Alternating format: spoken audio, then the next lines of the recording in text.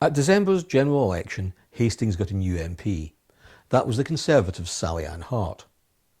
During the course of the campaign, Mrs Hart had faced accusations of both anti-Semitism and Islamophobia. And there was a social media firestorm around comments she made at Hastings, held just 7 days before election day, about the disabled in the workplace. But Mrs Hart recorded almost 27,000 votes on election day, giving her a majority of more than 4,000. Now in this, her first interview since being elected MP for Hastings and Rye, we talked to her about settling into life at Westminster, about some of the principles that are at the foundation of her political beliefs, and we talked to her too about what she hopes she can achieve as MP for Hastings and Rye in the coming 5 years.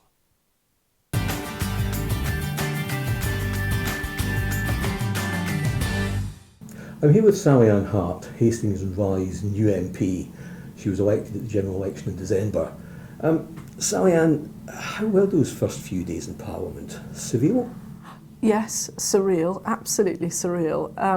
We had the campaign, the election on the Friday, on the Thursday night, sorry, not the Friday, and then straight into Parliament on Monday morning. And I have to say, I felt quite detached from the whole thing. You go in there, 8 o'clock on Monday morning I had to be in there to meet IPSA to get my computer sorted out, the laptop, then straight off to induction meetings at 8:15 to learn all about IPSA, digital services, GDPR rules, about everything you can and can't do, a quick rush in procedural stuff. It was so much information, but actually it was really useful. Yes. Because I think because we were such a lot of new MPs, they'd organised this whole week of induction, which a lot of MPs don't get.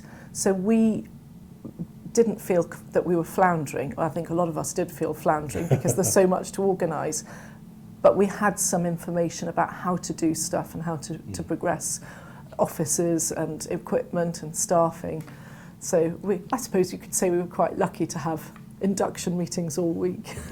You mentioned offices, but I've read in the past that for a new MP in particular to find an office, it's all a bit of a scrum really. It's who can grab what first. So it's not about grabbing what first, it's about the whips allocating offices. Right. So I still haven't got an office.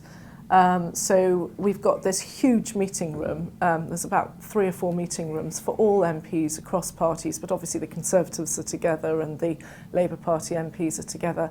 And you have shared desks, so they've got equipment set up, and you have to sit there with your parliamentary assistant, which is what James D and I are doing, and getting through stuff there. So it's actually quite communal. But it feels a bit disjointed not being able to call somewhere your own as an office. You want to have your coffee in there. And I suppose there are times, given the nature of what you're doing, that there's a need for a little bit of privacy. Sometimes I think it's quite nice to be able to, brush your hair in an office or whatever else you want to do, have a private conversation, which isn't possible. But if I need to have a private conversation, I walk into the corridor and then Ian Duncan Smith walks down the corridor and you sort of look at them like this and nod. It's surreal, but I'm getting quite used to it now. That must be slightly bizarre. Is all of these people we're very familiar with in television? Yes. The big names of politics, and they are now your colleagues. They're your colleagues, and you're expected to call them by their first name. And all the sort of procedures, don't shake hands with people. You don't shake hands with your colleagues because there's some kind of historic law that you all trust each other. You don't need to shake. So people don't greet each other by shaking hands. They go, "Hello, Sally Ann." I go, "Hello, how are you?" I was about to ask about odd traditions because Parliament is full of them. Yes. You must be coming across those on an almost daily basis. Yes, so actually the best way of learning all these traditions is, particularly in the chamber, because there are so many rules about when you can speak in the chamber and what you have to say. So I haven't made my maiden speech yet, so I can't get up and do a speech in the House of Commons chamber, but I can ask a question. As you did yesterday. Which I did yesterday. So you have to apply to ask a question, so you know what the business of the next week is, and you're given an opportunity to put in your bid to ask a question. And if they do the shuffle, and if your name gets picked out, you then supply the question you want to ask. so that it gives the Minister or the Secretary of State beforehand an opportunity to perhaps prepare the answer to that or find out, because it's so much better if I ask a question, for example, on the under 10 metre boats in Hastings and Rye, rather than the Minister turn around and say, well, I'll have to come back to you with the answer on that one. If he's already looked it up and he can then answer that question, it actually progresses things much better. One other thing, you look at Prime Minister's questions, for example, and there's all these people sort of bobbing up and down. Yes. What's that about? So the bobbing, and I've learnt about this, the bobbing is if you have not been successful in getting your name picked out to ask a question, you can still bob. So you can bob up and down to ask your question tied to the question that's just been answered. So you bob up and down, and I was told just this week that one chap sitting next to me, a really great Scottish Conservative MP, was bobbing all the time, and I said, gosh, you haven't had your question answered. And he said, well, it's fine, because the Speaker will have noticed me bobbing today. Yep. He might not ask me today, but he'll know that I've bobbed a lot today, so he'll ask me tomorrow. Yes. So you have to have a question ready. Yep. And if you're bobbing and he asks you, and you're bobbing because you want to be chosen tomorrow, you need to make sure you've got a question ready to ask then. Yes. It's all these. It's amazing, yes, the sort of traditions and processes. And does it feel an adversarial environment, given that you are sitting opposite the opposition? I think there is an element of adversarialness about it, but there's also quite a lot of working together. So when you've got these committees, cross-party committees, you've got APPG groups, which are often cross-party. So it's working together to try and get things done. And obviously the Commons is an adversarial chamber because it is about debate. It's about putting your point of view forward, asking questions, putting someone on the spot to answer the question, even from your own side. But also you might want to ask a question to give the Minister something to be able to say, actually, yes, we've done that. Yep. And that's to show what they've done as well. Yep. So it's not just adversarial. Yep. It's about giving someone the opportunity to say, we've achieved this, or this is what we're doing to solve this, and thank you for your question, good question, this is what we've done. Yep. The day-to-day life of an MP, and I noticed John Redwood wrote about it recently, have you been there long enough to know what a routine's going to be like? Well, it's interesting because I suppose in many ways it's not what I expected in terms of the daily workload. So you're not, although you're sitting in the chamber on a Monday from 2:30 till 10, Tuesdays and Wednesdays from 11:30 till 7, and a Thursday 9:30 till 2:30 in the afternoon. You're not expected to be in the chamber all the time. And I think we've all seen the Parliament channel and the television where it seems to be empty, and you're thinking, well, hang on, people are meant to be debating here. But meetings go on all the time. So if you've got a one-line whip, you don't have to go in to vote. If you've got a three-line whip, you can't leave the estate, and the estate is Parliament, basically. So you've got 8 minutes when the bell goes to go and vote, and you've got to be in there and make sure you vote if you've got the three-line whip. So in terms of the business of the day, you are booking in meetings to visit for constituents or to organise something to do with education or something else during the time when Parliament sits, because it would be possible to do it all outside that time. So everything carries on, and I think there has to be a degree of flexibility. So there might be something that comes up and you have to cancel it. And I think that's sometimes difficult because it's not always set in stone. So you don't always know in advance that you're going to have to go and vote on something. You might have a one-line whip or a three-line whip. Yep. I think that's the degree of sort of uncertainty from time to time, but not all the time. So I think the day-to-day is you have to look at your diary for the day, and you're looking at all the meetings, and there's a lot of meetings. So it's about discussing things. There's committee meetings, there's smaller group meetings about how you progress issues and what do we need to do about, family law or whatever else you're discussing or want to join in. So when I'm looking at my specific interests for Hastings and Rye, there's things like the defence, there's the foreign policy. I'm not interested in anything of that nature because I want to stick to the priorities that I have and what I feel that people in Hastings and Rye would expect me to focus on, which would be about transport, education, the judicial aspect, police, fishermen, all that sort of thing. So that's where I'm going to be focusing my special interest groups in and committees and all that sort of thing on the issues that actually apply to Hastings and Rye.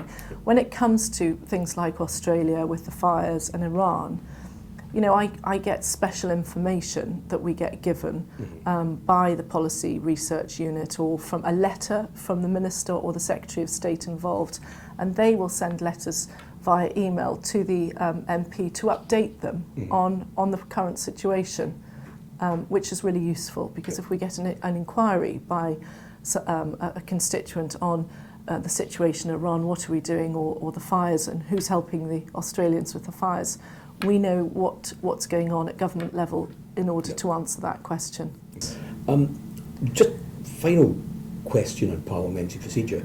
There's been quite a bit made in the last 24 hours or so as the year has been laid out. And you know, critics are saying MPs are going to have an extra 20 days holiday because Parliament's not sitting. But because Parliament's not sitting, it doesn't mean an MP isn't working. Absolutely not. I mean, you know, the more time you can spend in your constituency, the better. So you have to sit in you have to go up to Parliament Monday, Tuesday, Wednesday, Thursday, Friday, Saturday in your constituency. But if you're not sitting for 20 days, it gives you more time in your constituency to deal with casework, make visits, go and visit schools. So actually the fact that we're not sitting for 20 days means that I get more time in my constituency. And again, from some of what you were saying during the election campaign, being able to spend more time in the constituency, I suspect is something you welcome. Absolutely, because this is who I'm working for. So the more I find out about what's going on in my constituency, the more I can help people in my constituency. And that's why I'm here, isn't it? Going back to the election itself, I mean, there had obviously been discussion for most of last year about when a general election might come. Yeah. And it wasn't really until September that Sir Amber Rudd resigned the Conservative Party whip, and it became clear she wouldn't be contesting the seat again. But I mean, you didn't actually become the candidate until after the campaign had already started. I know. So I think it was just so much going on in central office, and I don't know, maybe they thought that perhaps she would change her mind. I don't know the reasons why it took so long, but it wasn't to do with the association. It's to do with central office and all the organisation up there, so I presume that there was a good reason why they didn't progress it sooner. But that must have been quite a baptism of fire, really, to be dropped in at that point in the process. I suppose you could say it was a baptism of fire, but actually, you know, I am a local district councillor, so I have been campaigning in this constituency for nearly a decade.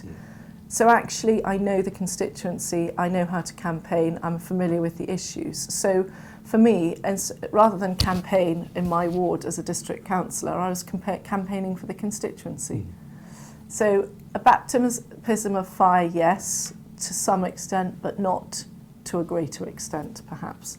And you certainly were at pains to point out during the campaign that you are very local, that your family have been born and brought up in this area, and that this area is very dear to you. It's our home, yes. I'm so...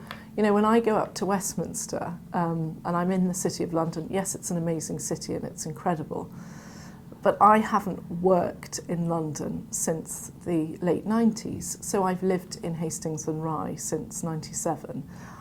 And, you know, London's great, but goodness, do I miss the open countryside, the beautiful Hastings, lovely Rye we've got, the seaside, the blue sky, the cleanliness, because it makes you realise that London is quite dirty.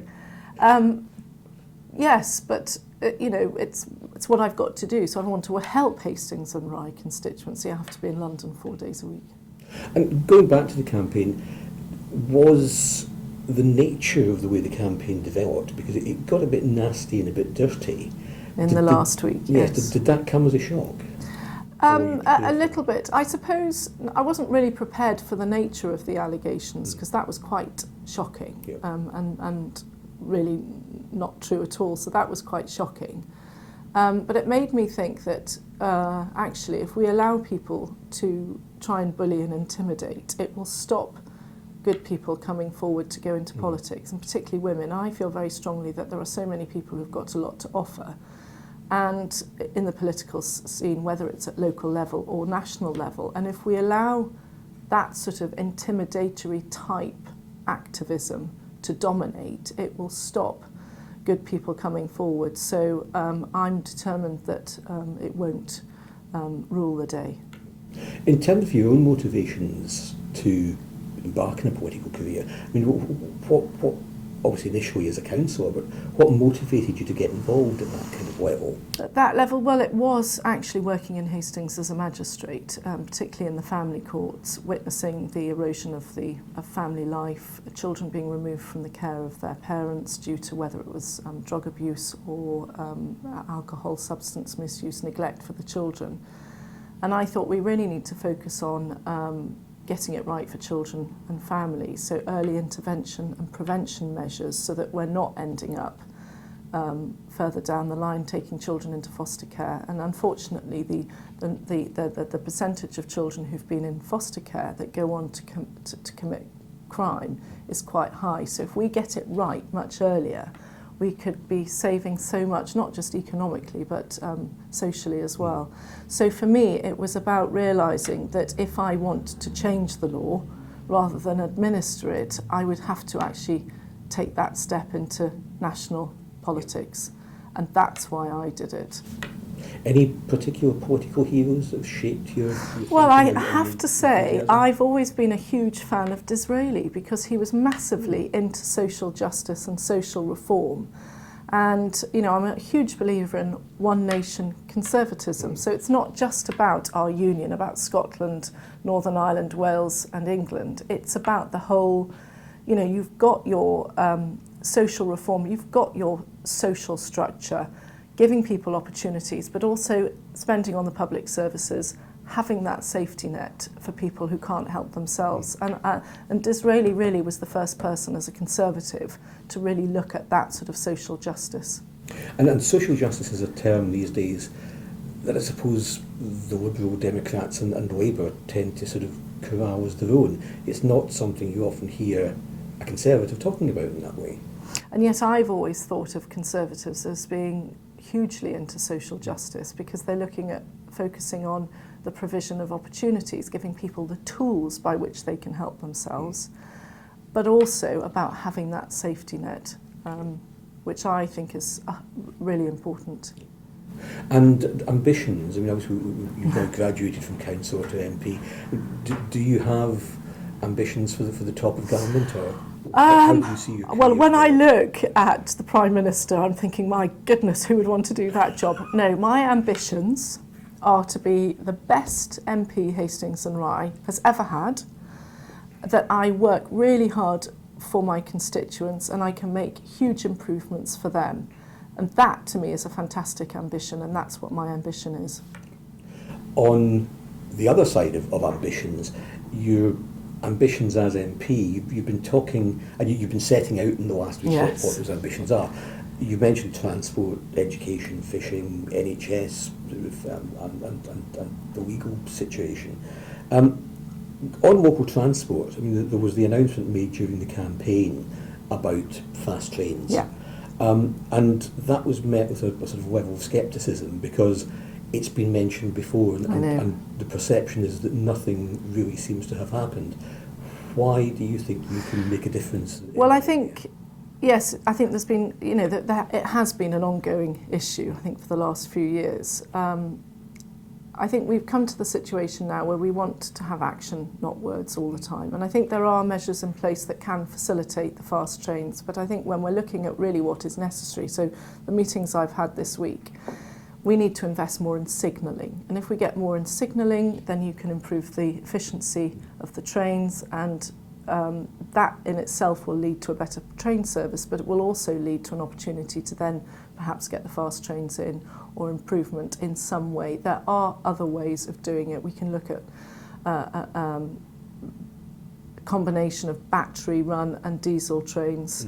I know there are environmental issues people are concerned about having the javelin train. So really I want to focus on, yes, what can we actually do first to deliver on efficiency, and then we can look at the javelin trains. But I'm going to hold Grant Shapps to his promise to prioritise javelin trains. We've already sent him a letter this week to say, you promised this and now we want you to deliver it. You said, now we want... But, you know, it's not just about trains.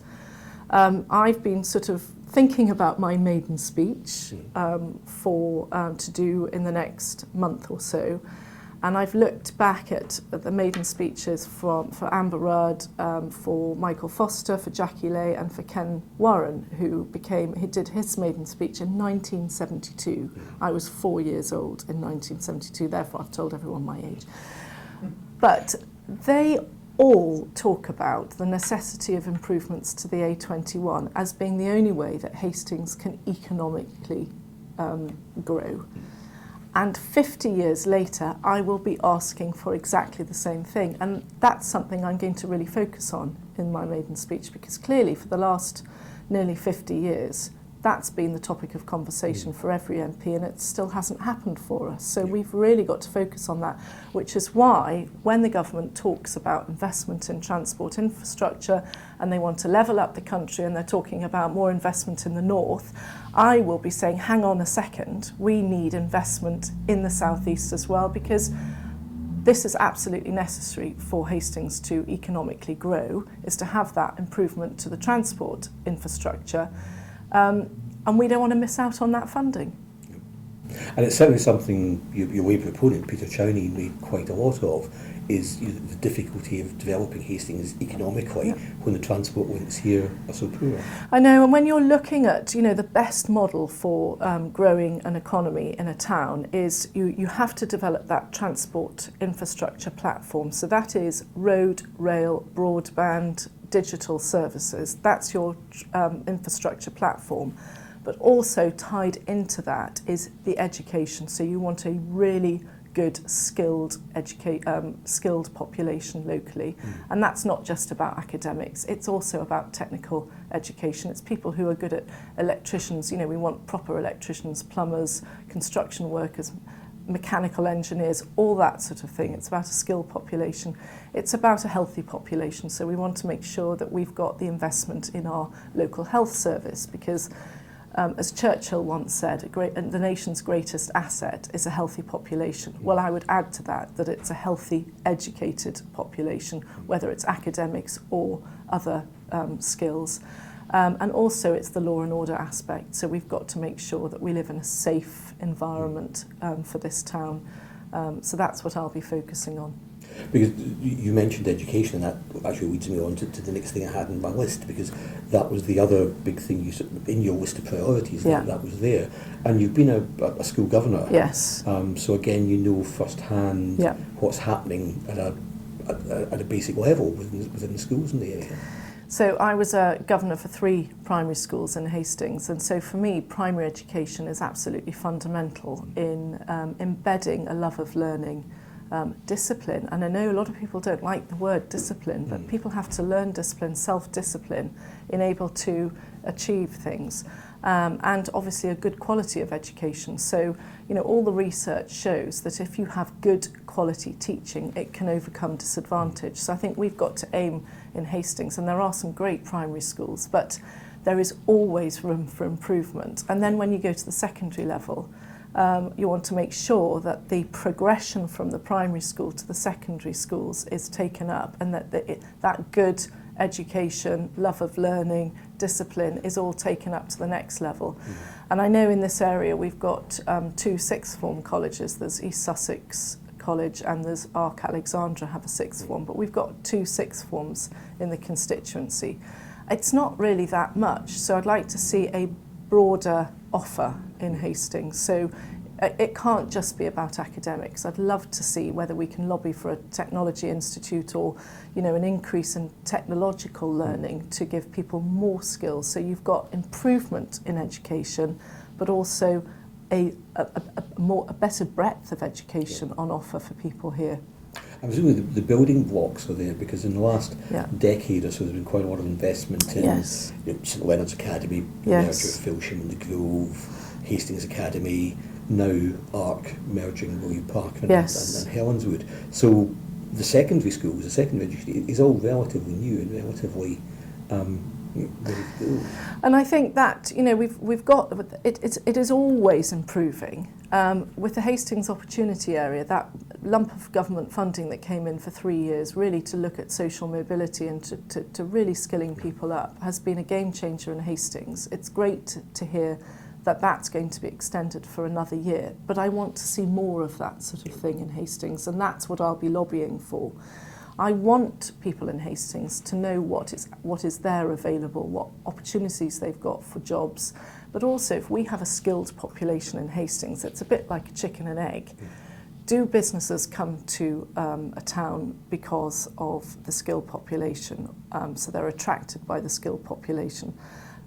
It's that sort of what comes first. So I want to make sure that we've got the skilled population and a good transport infrastructure to encourage businesses to start up here and then grow. It's developing those on.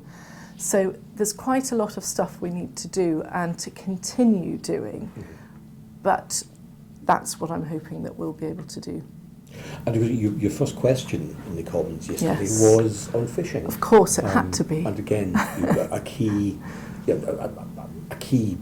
element of the local economy, and it's something that your predecessor was heavily involved in as well. Yes. So I'm really hopeful because we had the third reading of the withdrawal bill went through yesterday.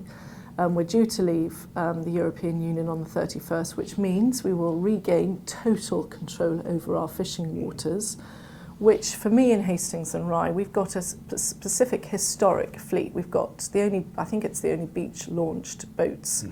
It's 1,000 years old or something, the heritage here. And you know, we need to develop that. We need to encourage more fishing opportunities coming out of Hastings. So for me moving forward, the question I asked really was to make sure that the smaller boats, particularly in Hastings and Rye, get the opportunities that hopefully they won't get overlooked when you're looking at the bigger boats in the country. And we've got to really make sure that our fishermen get all the opportunities possibly available to them. And I say the final thing, but one of the other key planks in your list of ambitions for your time as MP was the NHS. Yes. And again, that's an area which during the campaign the other parties tried to make their own. But your vision for Hastings and Rye, for what the facilities that we have available here, how do you see your influence? What can you do? Well, I think it's, you know, when I look at the Conquest, it's improving all the time. The last 3 years it's improved a huge amount, but it does need more funding. So when you're looking at the funding formulas, it's normally based on per head of population, but it doesn't take into account the age of the population or the level of deprivation in a particular area. So we have quite an increasing age in our population in Hastings and Rye. We also have some of the worst pockets of deprivation in the country. So I will be lobbying for more funding for the Conquest Hospital because I think that's what it needs. And also looking at excellence. And I know that the Conquest, they've got a problem with retention of staff and attracting staff. So we've really got to look at how we can make it more attractive. It's a great hospital, it's improving all the time. But again, we need to ensure that we have the right number of staff, the best quality staff that we can have to do that. So that involves lobbying by me, making sure I speak to the right people, and we get the money and the facilities we need in Hastings. Yep. So again, it's just about keeping Hastings on the map, making Yes. sure And my job is to be in there in Parliament, grabbing the Secretary of State for Health, and making sure that he knows that I'm fighting for Hastings and Rye. And you know, someone said about being an MP as not a member of Parliament, it's being someone who's extremely persistent in trying to get what they want for their constituents, and that's what it's about. Interestingly, I noticed in his column last week, the council leader and your opponent in the election, Peter Chowney, was trying to give you some advice. Yes. You've you've hit back, or certainly you've written a letter to him this week, sort of obviously inviting him to meet, and Yeah. but you say in that letter about council budgets that it's still possible to deliver a high quality service even with restrictions on council budgets. That's clearly something the Labour group in charge of Hastings Borough Council are not going to agree with you on. No, well then they wouldn't. No, I acknowledge that we've had cuts in council budgets, and I know that many councils are struggling and they're finding it difficult. But there is, we streamline, you can share services, you can share resources, and that's something that I think we need to do a lot more of.